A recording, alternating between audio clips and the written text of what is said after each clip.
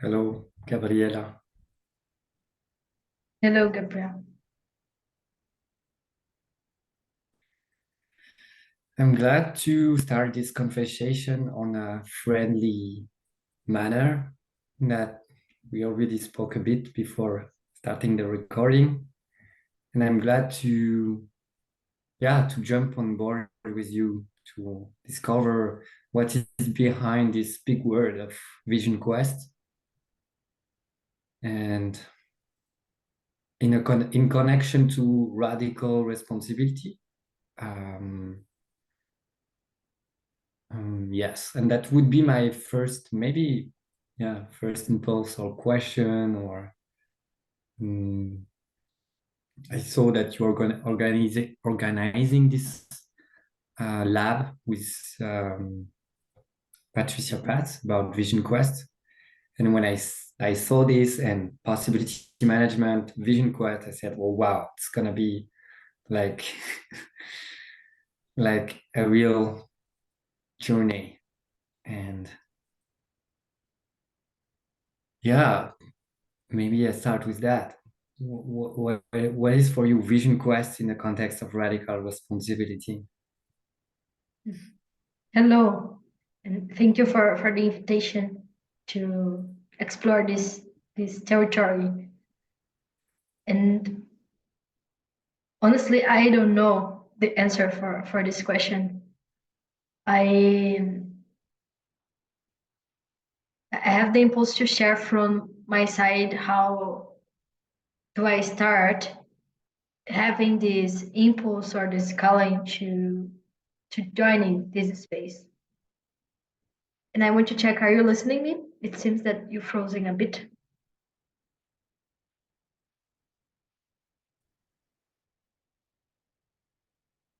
Okay. Wow, there was a cut. Okay, we're Could you back. heard me? Where Yes. did cut? The in when you were saying, I don't know. Actually, I don't know. Can you? mm, I always start again because I don't spoke so much things. Basically, Yeah. the answer directly answer for your question is that I don't know what is Vision Quest, and what I have the impulse to start exploring this is the curiosity or the calling I had to join in this space. I The first moment that I had in my life this deeply break with how I was separated from nature was when I made a traveling to Amazon in 2021. And I was traveling with a biologist group. And back then I was studying tourism at college.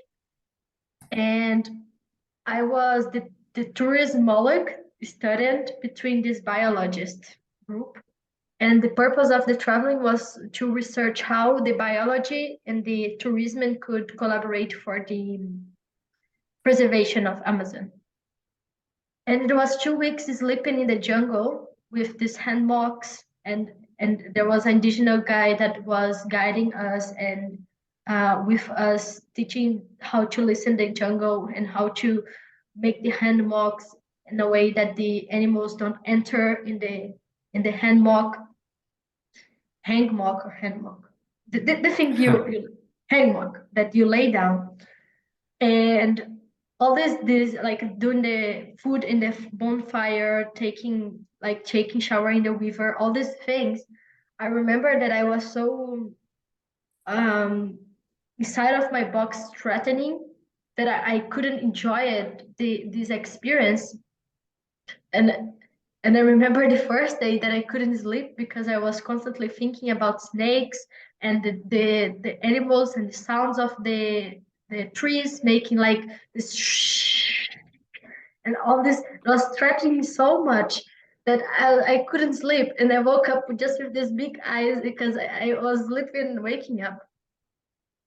And it was this 2 weeks insanity for the limits of my box.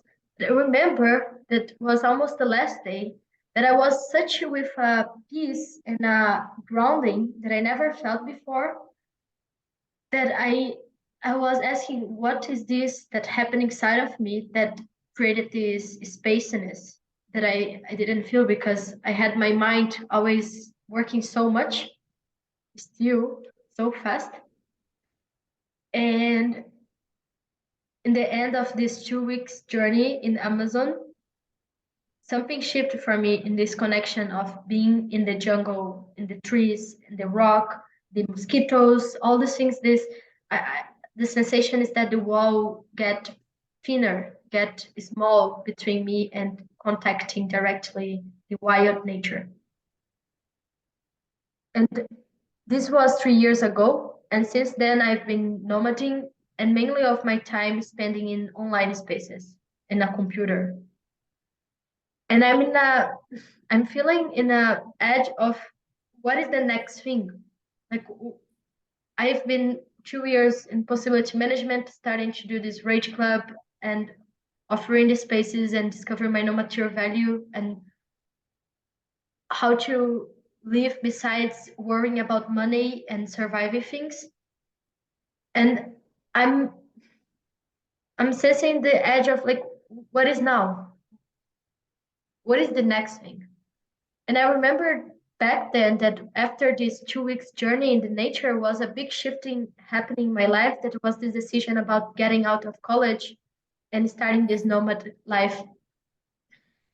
And I sense that all these big shifts in my life, it's so connected when my body's calling me to be in this wideness space of nature. And so when I think about the vision quest, I even don't know so much. I read a bit that vision quest is a method from the Buddhists that they use it to go to a cave and stay silent, making fasting, no food, no water, no contact, finding the quest, like what is the answer for the quest, that for their vision, for their purpose in life. So this is what I read relate to the vision quest original that is centered in tradition. So the Buddhism, it's really centered in the tradition. And my assumption, and I will experience that, and I can share with you later of my experience, is that this training that Patricia and Cornelius is offering is centered in radical responsibility and not in tradition. So what I assume with that is that the training is calling to each person, bring this question to from your center to the world. Because what I've been experiencing as radical responsibility is taking back your agents. By agents, I mean action, the power of acting in the world, of making attitudes.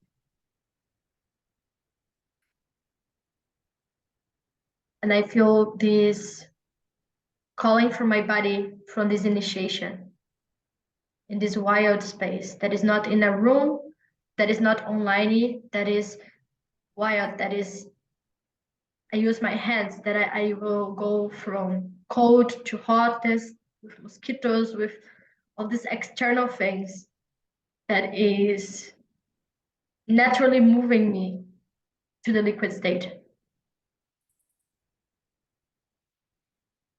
Yes.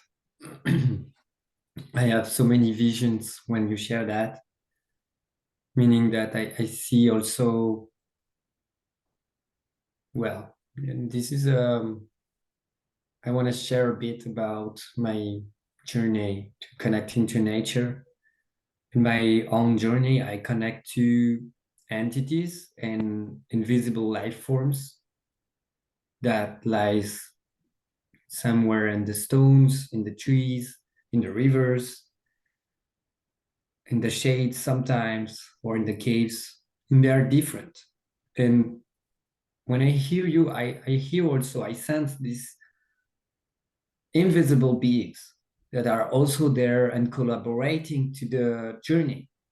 It's like, and I feel joy that this is also a possibility. Um, yeah, maybe what is your special thing about connecting with nature, like in regards to that? Like, did you make experiment about like in your personal quest or personal journey or what you're maybe not expecting but wishing to happen during this lab? Hmm.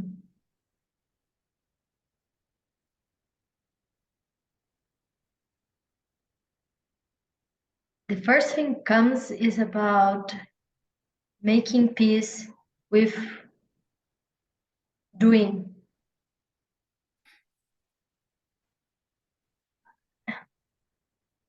And where does it come from?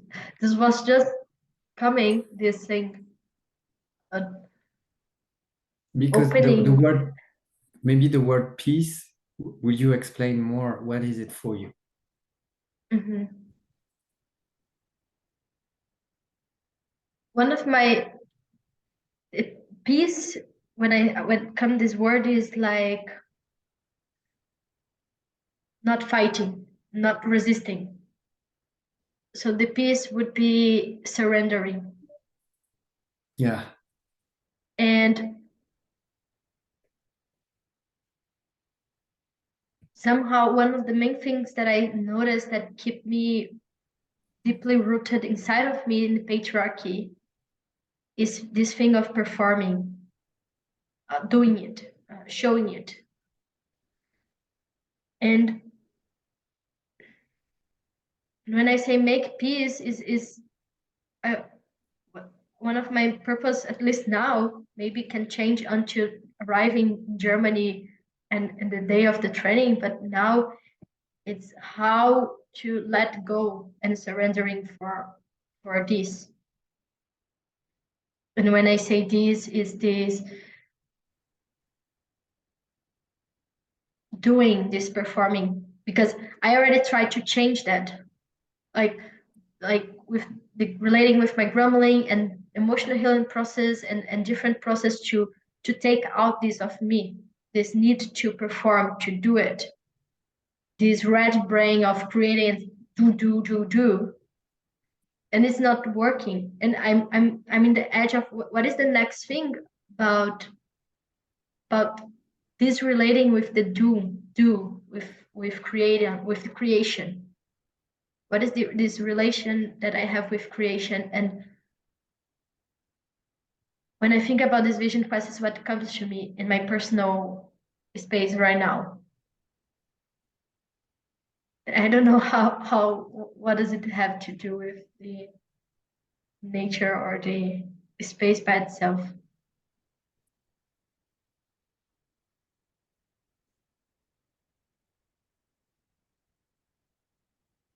The next picture that comes is that when I was in these 2 weeks in the Amazon, it was, I remember that in the first 3 days I was just freaking out and trying to find signal to my cell phone, this technophobia of like, oh, I need to see the message, and this agony. But after the 3 days, this need to do, it was just dissolving it. And I was so connected with the people there, and my being was shining. I remember the fourth day I did something I never would do before. That was in the boat. We were studying the crocodiles in the river. And after finishing the research, we were laying down in the boat and looking to the stars. And there was shooting stars, and the stars, the sky was beautiful, beautiful, like astonishing of stars.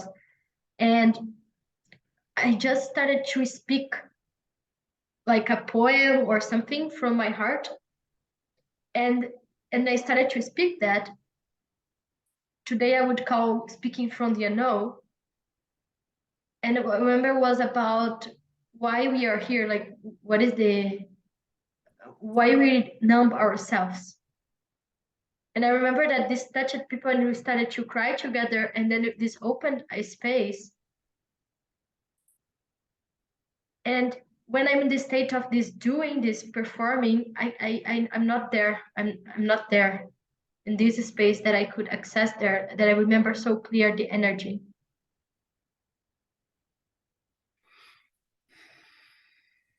So I would say in this direction. something like that. And I think these forces of nature you mentioned, these invisible forces, it's energetically supporting the process. Yeah.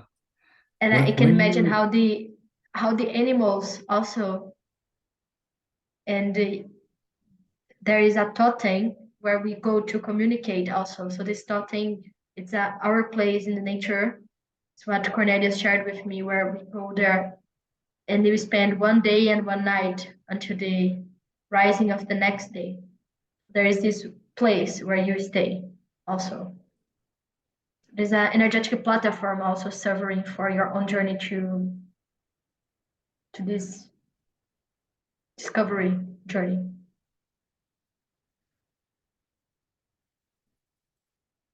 yeah,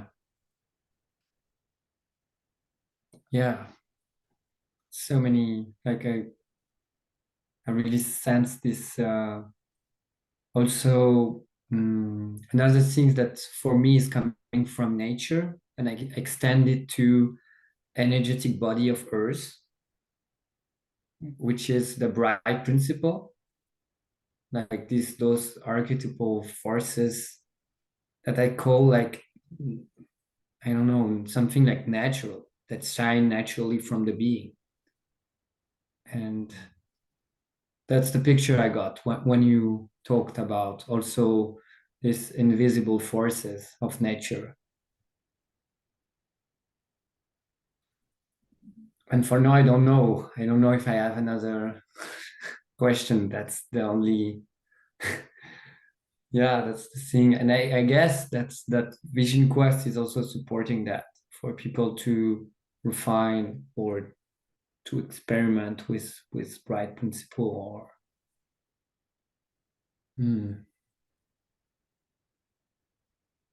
yeah. I have a question for you. That before we recording, you were sharing that part of your work, it was about this holding space to people connect with this purpose of this, what they are doing, what they want to do in connection with nature. And I want to know from you how it's how you are experimenting today, that part in your work that you're doing in the whole permaculture, like this the context that you are researching and bringing it of the whole permaculture. When I listen the name, I can sense that is this inner outer relationship relating. And I would like to know more, how is this vision quest thing you have curiosity relating also with the game world you are co-creating? I guess that's the edge, is like somewhere with connecting with nature in non-linearity. And for me, there is also definitely something about creativity, meaning that permaculture is more represented in gardening. And for me, the permaculture is also useful for creating pieces of art, or yeah, for connecting to nature. It's not yet very clear how, but for me, possibility management is the bridge. Is the bridge. Like, big part of inner permaculture for me is possibility management, because this is the radical context that helps unfold what is possible. Because then, if a mosquito comes, if I'm thinking about something, and a mosquito comes and bites me, what is my reaction to that? And maybe I will be pissed off, maybe I will be annoyed, maybe I will say, oh, maybe that thought was true, and maybe all of this is a game. And so what? If this game is true, then this is also a possibility that I can grasp, and then I can follow a thread of, yeah, that it's extend possibilities. Like, talking to stones is not being crazy or being consciously crazy. I would say it's like reintegrating poetry. Like, okay, maybe you, me, and certainly you and me there that will listen to this recording are poets. And many of us human beings that has lived in modern culture are afraid to be crazy. Like, what happened if I talk to stones? What happened if I talk to this tree? And for me, the big goal in my journey that I got from 10 years almost of talking to trees consciously and experimenting with other beings, like getting feedback from them, is like almost 70% of accuracy of messages coming from the trees, the stones, and sometimes so 70% is not like 5%. Like, it's not bullshit. Like, it cannot be bullshit at that level of interaction and feedback. And for me, the whole work, and maybe it's connected to Vision Quest, is to be, yeah, it's to relearn how to be innocent in a way that maybe it's that also this adulthood, like being adult, ego state in possibility management is also this thing about innocence. Like, how can I play with life, being alive, full of resources, and not, you know, just wasting the resources that are there. And so what if the resources are the trees, the stones, the rivers, the whatever, and I can speak to them, get answers, I can also share with my circle and see what happened. That's that's my proposal for now. Yeah.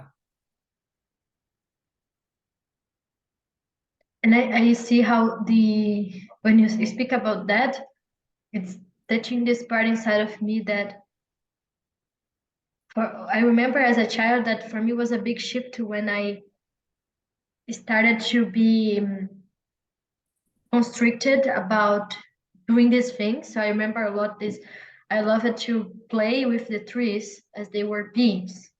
And then there's like, what you're doing is like, does not make sense. You're crazy.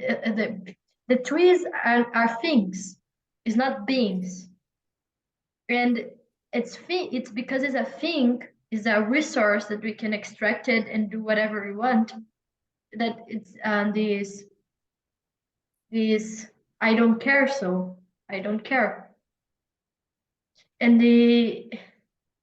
when there's this deep connection of interaction and intimacy with a tree, it's this you start to feel things, so you start to care about it, and take care about this is exactly the taking responsibility, because you take responsibility for what you care about.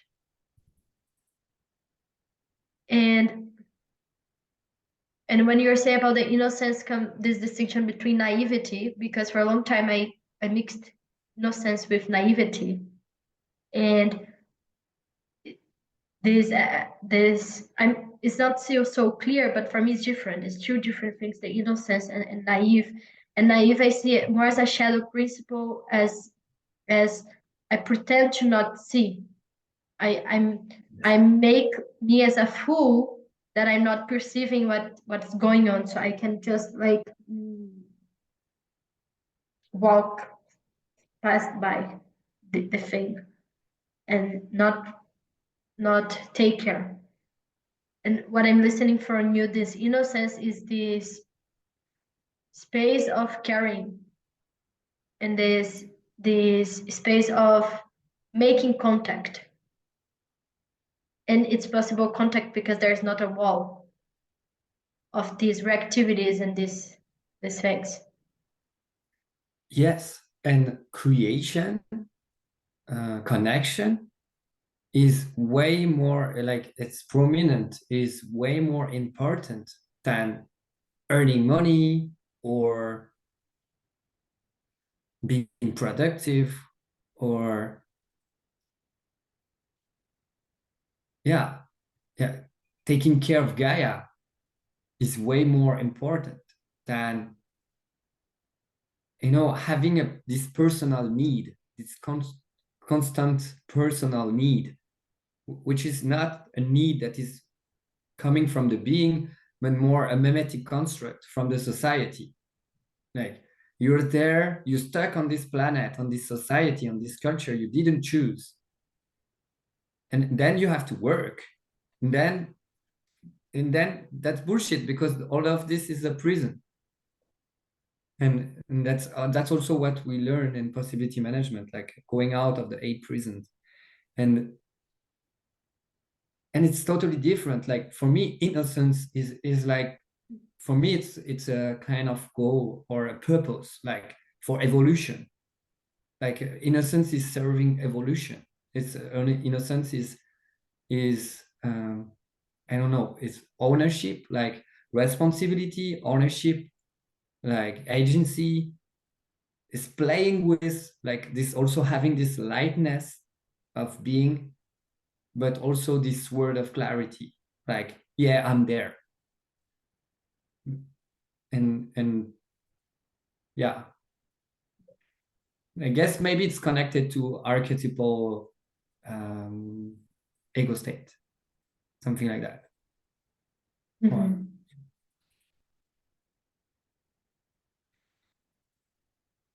Today I was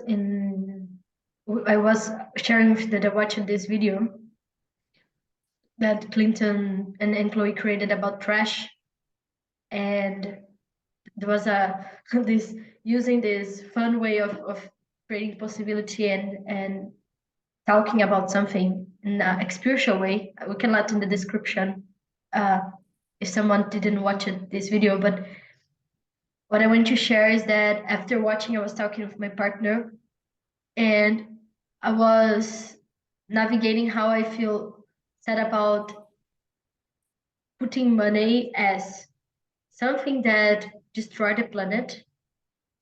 And at the same time, I take myself when we moved here for a new house, using that I don't have money as excuse to not take care of what I want to take care. So, for example, the plastic things. There are here in Brazil really this immense amount of plastic that the cheapest things have a lot of plastic. And if you go to organic shopping where they don't use so much plastics, the things is like 5 times more. And we were buying the things also to home that we live for 1 month. And there was the plastic that was one price, and the glasses was like 4 times more. And I was in this thing like I don't want to buy plastic. And there is this stuckness in me about money, like I can't spend more money about that because I have limited resources. And I get like, and then it was a shock inside of me. It's like I have this story that the money is destroying the planet, but if I have money now, I would have the choose to not buy the shit plastic in the supermarket. And I noticed me putting me as a victim of this inside of me in this track of the story of money. And when you were talking about this thing related to the innocence and doing the things you want, I get myself in this memory before this call that I was this feeling this prison inside of me. It's cheaper, but what is the cost for besides the money? The plastic is cheaper in money numbers. What is the price, the real price of plastic? And then my construct about money started to get liquid about what is expensive and what is cheaper. Because my box love to go for the cheapest things in number.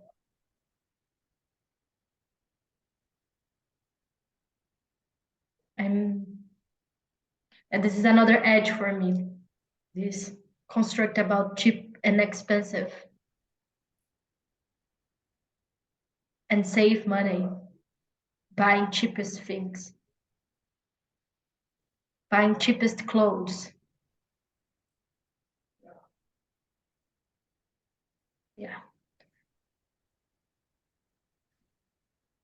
Yeah, I had these quotes coming from a grandmother of a friend of mine who used to say that the cheapest things you come back twice. And I love these quotes because like that's how it's the whole thing about marketing and many things that is happening in modern culture. This bait, like will you be hooked by the offer? And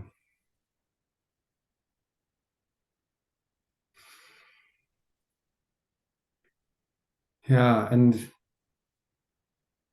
still I made some, how to say,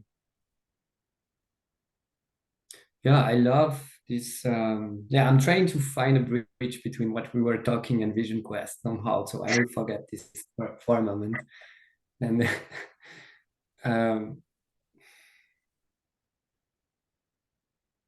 yeah, yeah, because for me it's a big buffer. The money is a big buffer. Money subject is a big buffer because money is just nothing else than energy.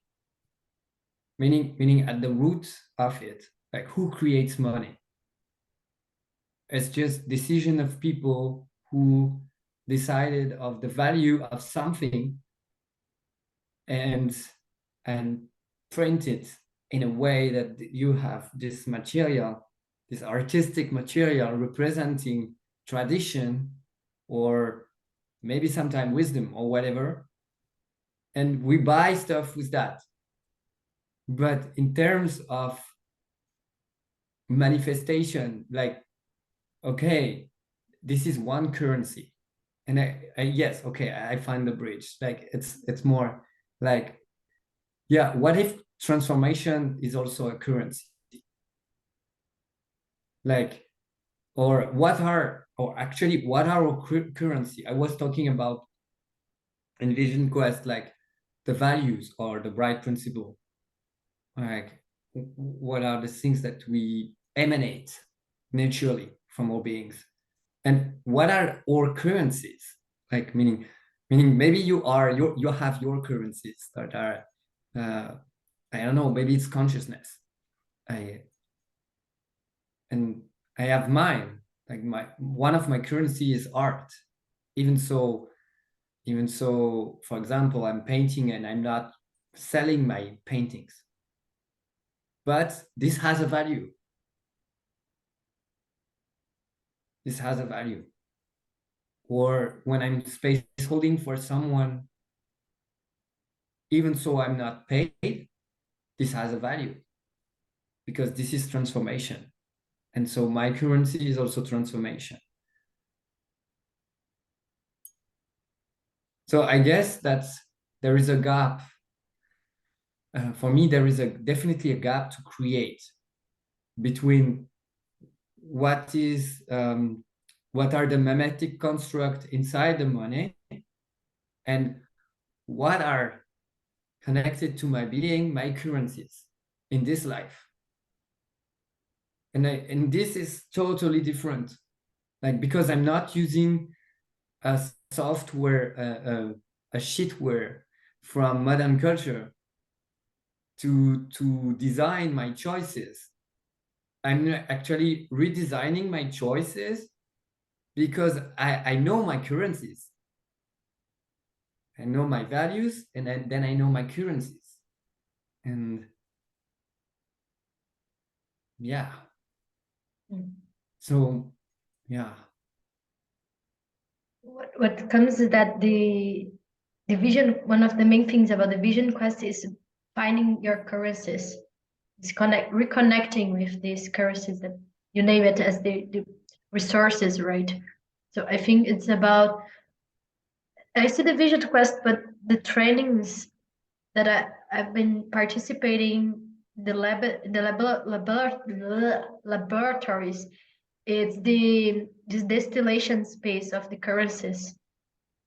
Yeah. And the vision quest specifically is one more doorway or platform to make it happen. This process of reconnecting and distilling this to make like opening space to shine more, to radiating more. And yeah, the question that comes is this bridge that you said between my currencies and the touching the edge of modern culture, where there is this transaction between my currencies and the global currency, that this thing that they called money, and this interlink that happens in between. And I think going back to the second question you made about how, like, what do I intend, like what is I think about the vision quest in that why I'm doing it, is because I see myself after starting distillating these currencies, putting my center in monoculture, saying that is bad. So when I say that is bad, that is wrong, I'm also putting my center there. And I'm in prison because of that, because I'm saying this is bad. And I'm fighting because of that. And my edge relate this performing and doing is how do I take back my center from this bad and the monoculture become neutral in a way that I'm not fighting with, but I'm in contact with. And Yeah.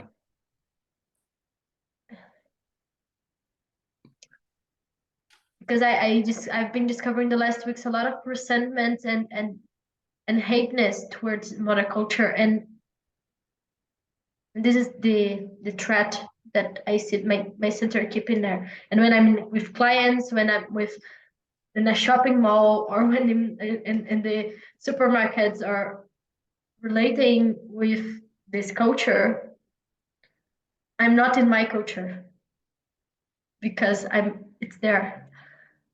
So and for me, this is the edge I found now talking with you, for me, about this fighting.